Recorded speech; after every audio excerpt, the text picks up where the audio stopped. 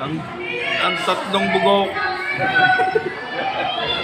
Tatlong itlog, bugok nga lang. Yan. Kaya pupuspahan siya kasi sa patay. Kaya may wala yung mga nagkakaroon may patay. Hindi. Kaya nga video eh. Itatago muna sa kailalabas. Matali mo mga Yaman po katatapos ng isang ginoo pa rin ang ating tatawagin.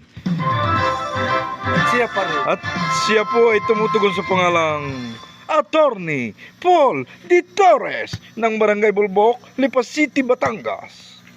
1 6 0 8 Hutang sa ulado.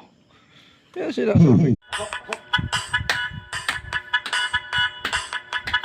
May mana rin.